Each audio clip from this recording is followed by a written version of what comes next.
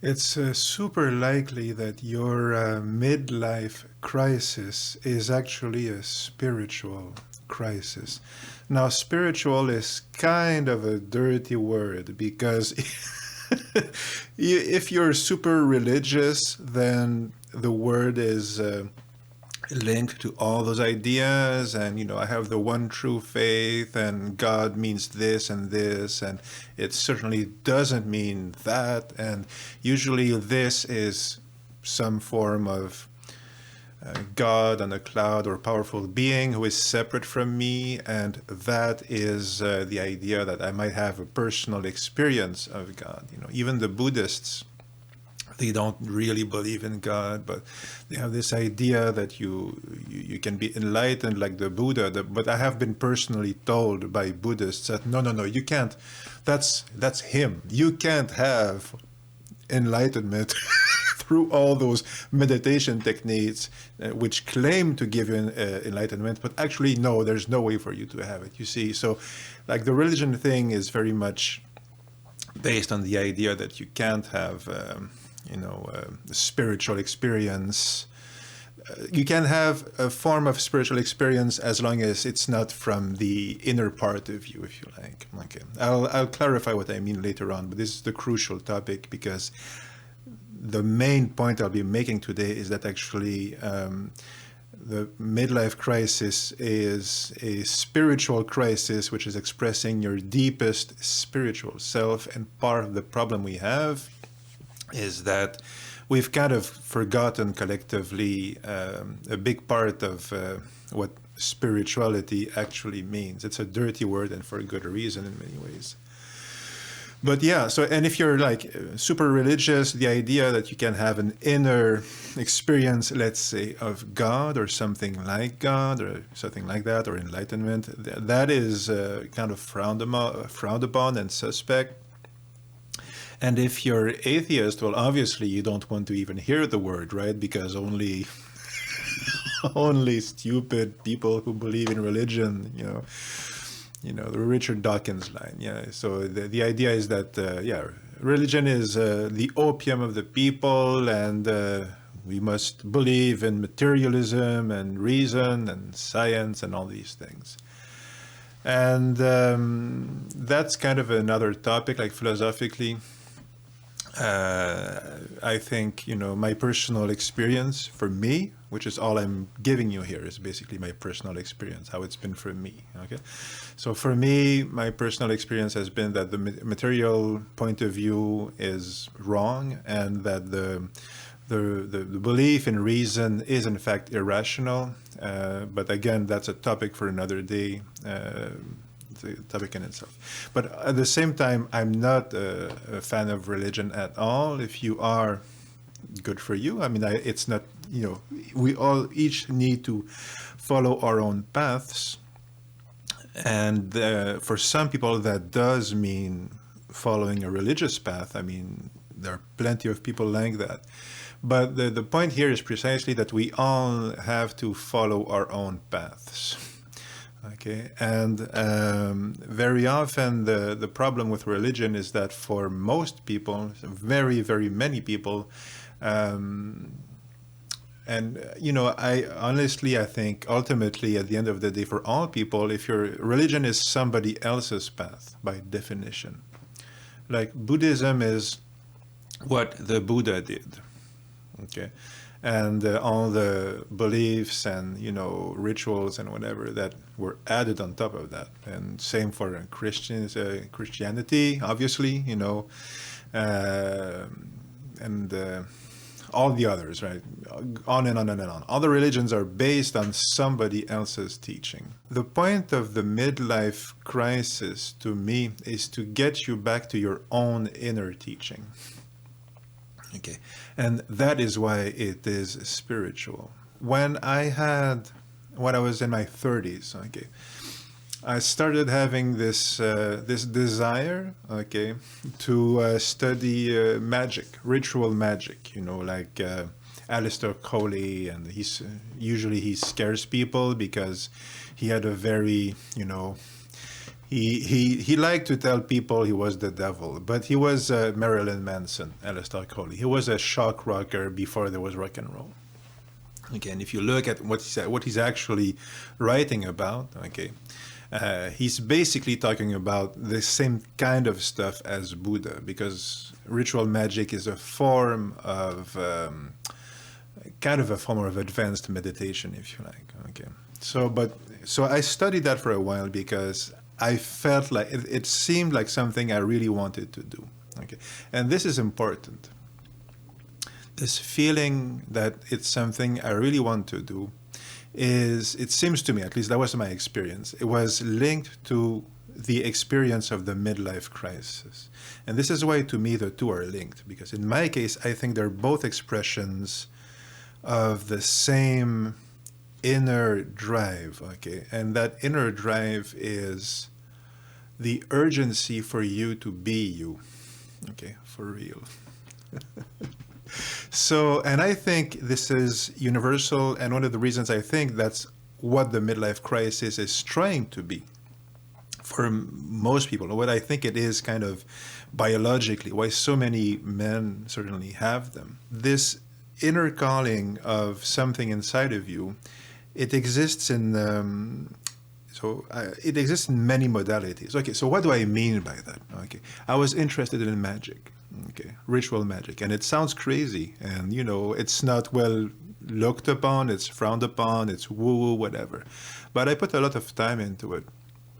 And the whole idea of magic is that you will attain knowledge and conversation with the holy guardian angel, which is a pompous phrase, and deliberately so. It is meant to be kind of a stupid phrase, okay? Like Crowley said this, because what it is pointing to is something deeper, and it's better to have a stupid name for something deeper than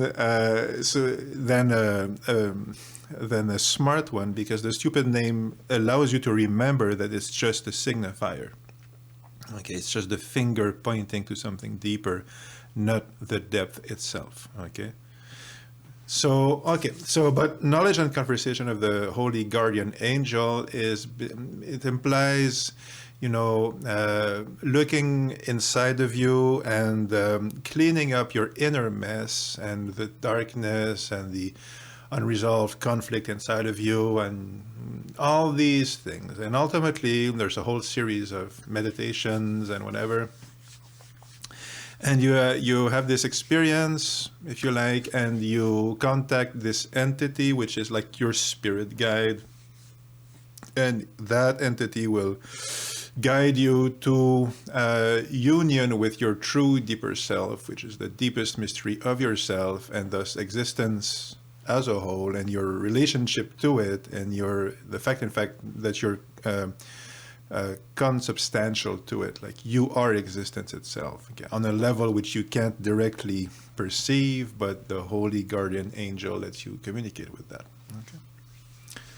And what's the link with the midlife crisis? Well, ultimately, that's what your midlife crisis is doing.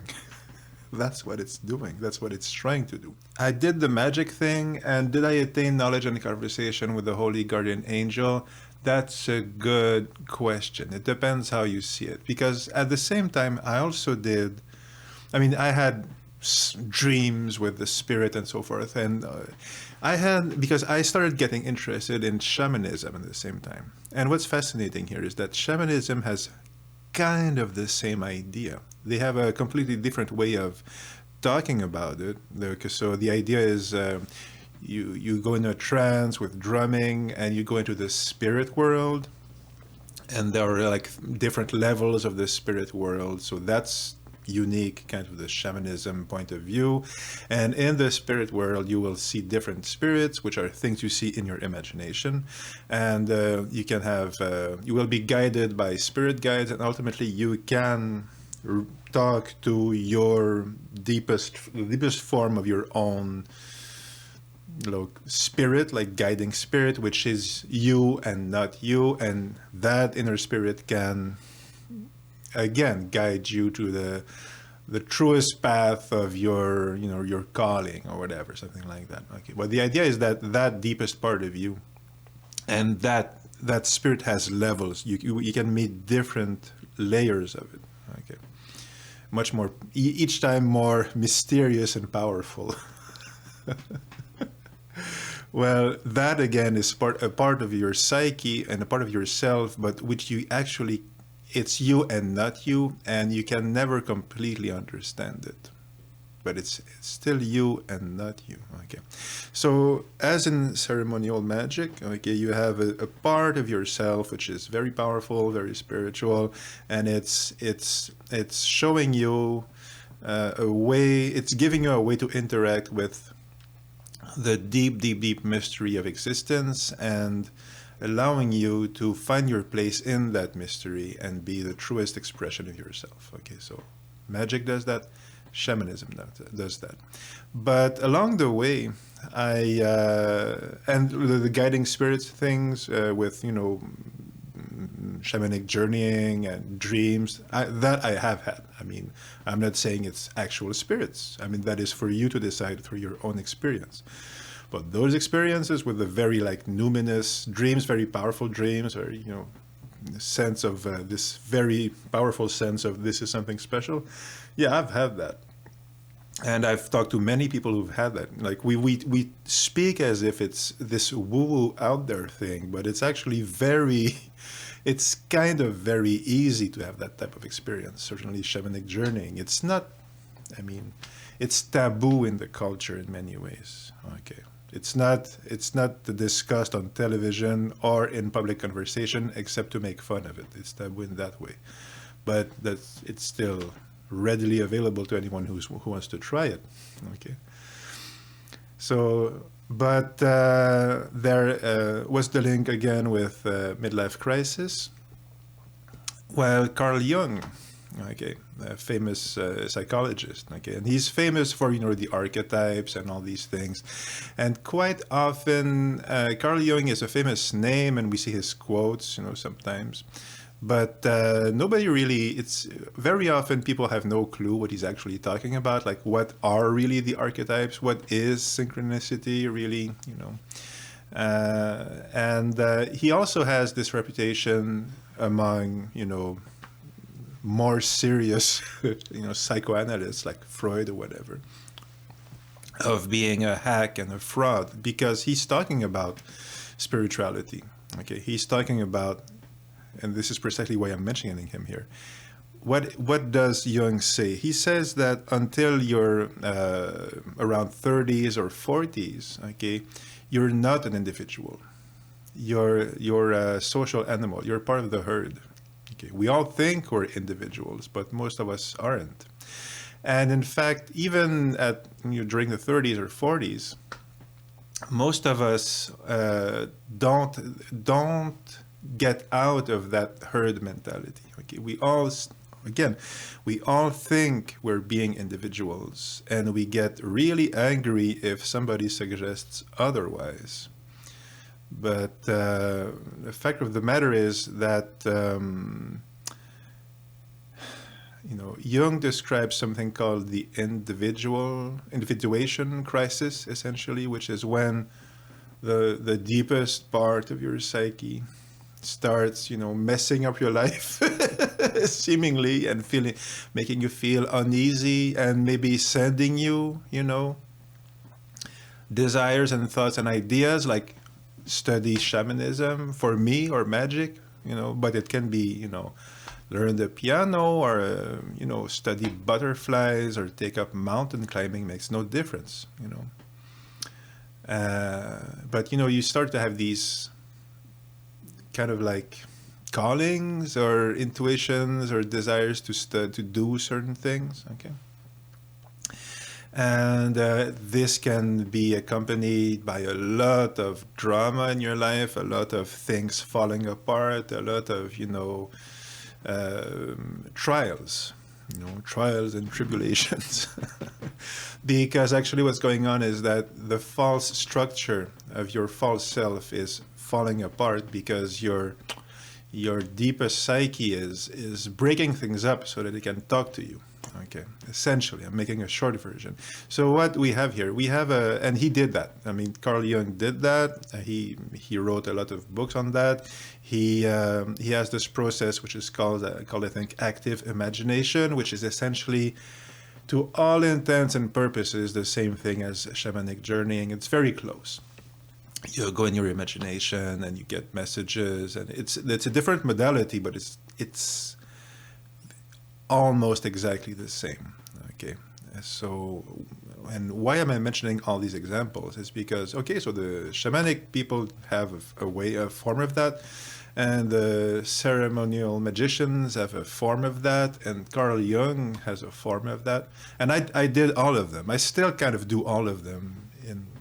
They're all part of what I do, and how I, found my way across, this 15-year, odyssey of finding myself.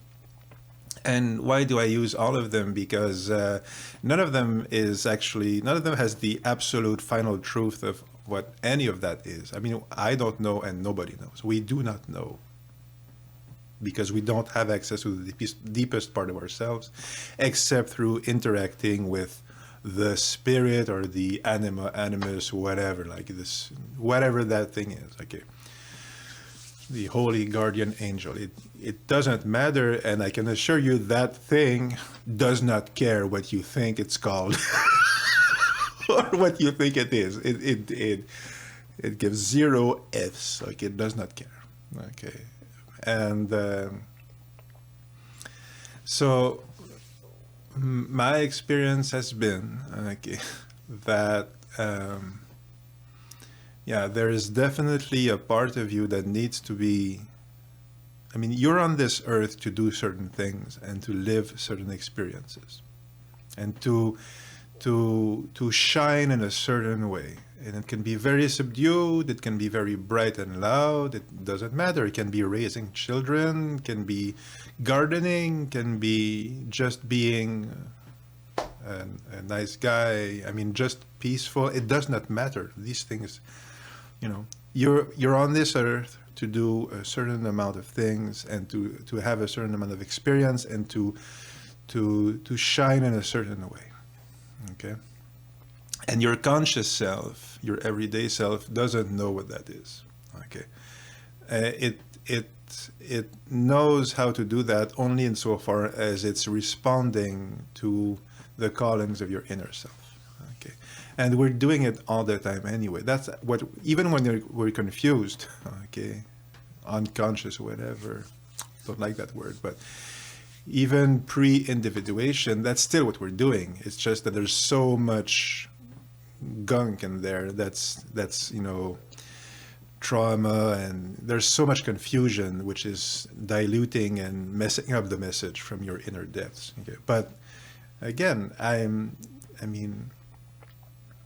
think there's every reason to believe, and that's really my impression, is that when we get the midlife crisis, it is our deepest self. Like, it doesn't matter what you call it, doesn't matter scientifically what it actually is. We have no way to know. We have no way to measure it.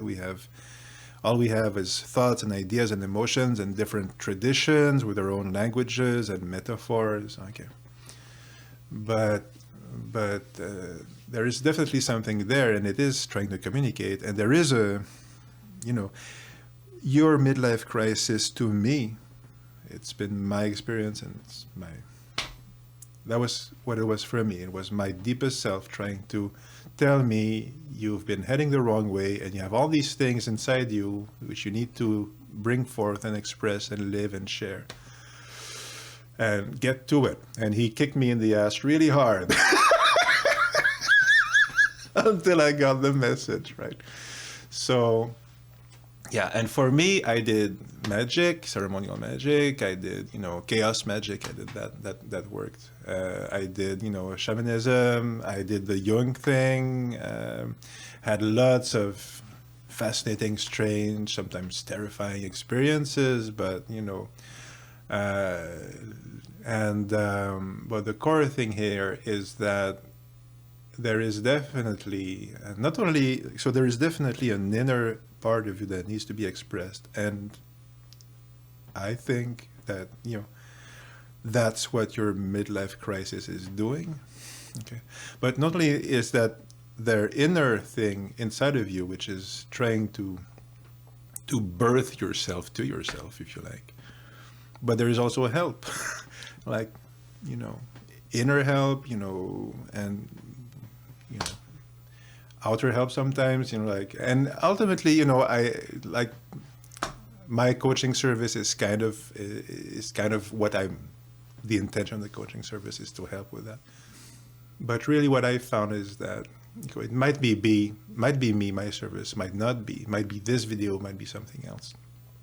But when you're having a life crisis, and certainly a midlife crisis, I think that what's going on is that your deepest self is trying to realign your life to what it's meant to be, okay, which is the life that will give you the most joy and satisfaction, and which will at the same time be of the most service to the world. And if you go along with the process,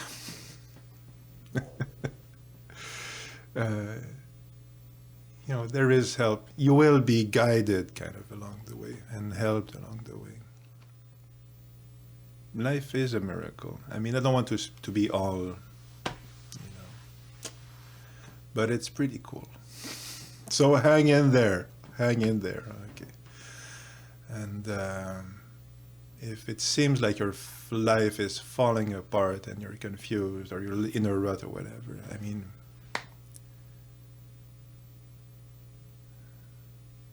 life is guiding you to something much better. Take care. See you soon.